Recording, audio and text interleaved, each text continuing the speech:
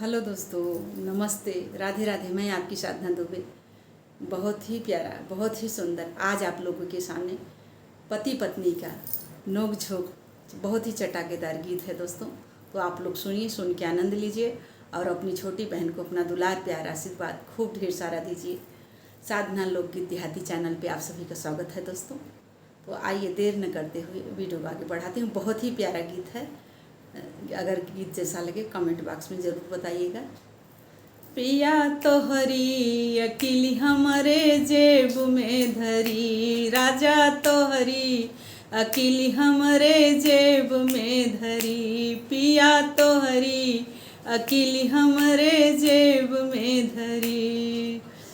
तोहरी मम्मी आई है कुछु देवे के पड़ी, राजा तोहरी मम्मी आई है कुछु देवे के पड़ी, राजा हमारी मम्मी आई है कुछ लिये करी है, राजा हमारी मम्मी आई है कुछ लिये करी है, राजा तोहरी अकिली हमरे जेब में धरी, राजा तोहरी अकिली हमरे जेब में धरी।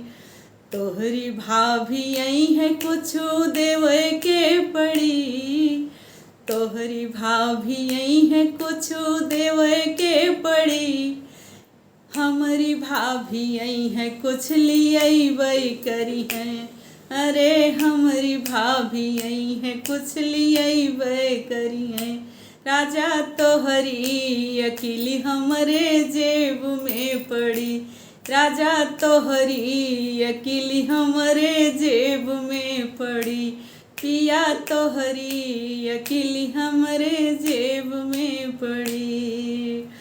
तोहरी बहिनी आई है कुछु देवे के पड़ी हो, तोहरी बहिनी आई है कुछु देवे के पड़ी, राजा हमारी बहिनी आई है कुछ लिये करी है, राजा हमारी बहिनी आई है कुछ लिये करी है, राजा तोहरी अकिली हमरे जेब में पड़ी, राजा तोहरी अकिली हमरे जेब में पड़ी, पिया तोहरी अकिली हमरे जेब में पड़ी।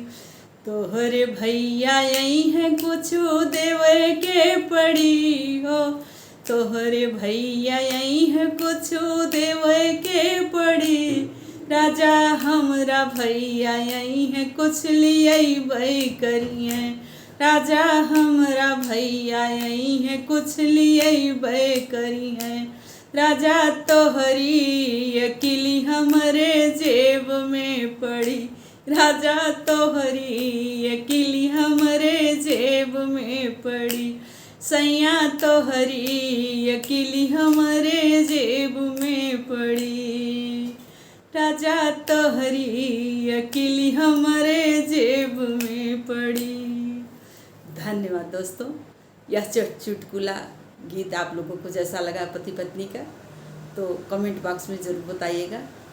फिर ऐसे ही गीतों के साथ, तब तक के लिए हर हर महादेव।